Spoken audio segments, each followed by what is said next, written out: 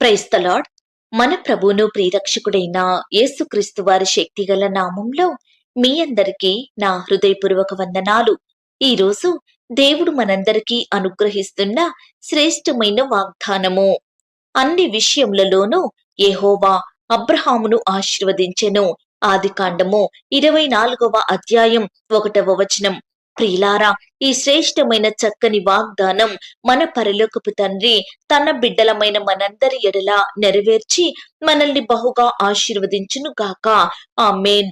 ప్రియ సహోదరి సహోదరుడా, ఈనాడు ప్రతి మానవుడు అన్ని విషయాలలో ఆశీర్వదించబడడం అంటే చాలా అరుదైన సంఘటన కదా అండి. ఒక విషయంలో ఆశీర్వాదం ఉందంటే మరొక విషయంలో కొరతలు, ఇలా అన్ని విధాలుగా ఆశీర్వాదములను పొందుకునేవారు బహు కొద్ది మంది మాత్రమే ఉంటున్నారు. ఆనాడు అబ్రహాము గారిని దేవుడు అన్ని విషయాలలో ఆశీర్వదించాడు.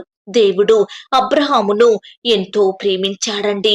తన స్నేహితునిగా చేసుకున్నాడు. కారణం, అబ్రహాము దేవుని పట్ల విధేయత కలిగి జీవించాడు. దేవుని మాట విని దాని ప్రకారం చేశాడు. ప్రతి పనిలో, ప్రతి ప్రయత్నంలో కేవలం దేవుని మీదనే ఆధారపడ్డాడు. నీవు నా మాట వినినందున నిన్ను ఆశీర్వదిస్తానని దేవుడు అబ్రహాముతో పలికినాడు. ప్రియ విశ్వాసి, దేవుని మాట వినుట ద్వారా మానవునికి ఆశీర్వాదం. ఈనాడు మనము దేవుని మాట వినని వారిమిగా పెడచెవిన పెడుతున్నాము. ఆయన మాటకు అవిధేయత చూపుతున్నాము. ఆయన ఆజ్ఞలను విసర్జిస్తున్నాము. కాబట్టే దేవుని ఆశీర్వాదములను మనం స్వతంత్రించుకోలేకపోతున్నామండి. రకరకాల అక్కరలు, కొరతలు కలిగి జీవిస్తున్నాము. సమస్యలు, శ్రమల చేత కృంగిపోతున్నాము.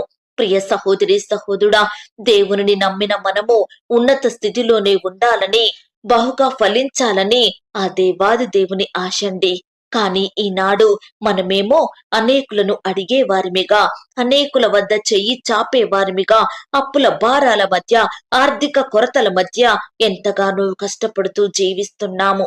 ఈనాడు మన పనిలో ఎంతో ప్రయాసపడుతున్నాము, కష్టపడుతున్నాము. రాత్రనక పగలనక సరిగా తిని తినక శ్రమించే వారిమిగా ఉంటున్నాము. కానీ అభివృద్ధి లేదు, ఆశీర్వాదాలు లేవు. మూడు బారిన బ్రతుకులు, ఫలములు లేని చెట్టు వలె ఉంటున్నాము. ప్రియ దేవుని బిడ్డ, వాక్యం చెబుతుంది, యెహోవా ఆశీర్వాదము ఐశ్వర్యమిచ్చును, నరుల కష్టము చేత ఆ ఆశీర్వాదము ఎక్కువ కాదు అని. ప్రియ విశ్వాసి, ఈనాడు మనకై మనము ఎంతగా ప్రయాసపడినా దేవుని చిత్తం, ఆయన దయ లేనిది మనము ఫలించలేమండి. అబ్రహాము గారు వెండి, బంగారము, పశువులు కలిగి బహుధనవంతుడయ్యుండెను అని వాక్యం చెబుతుంది.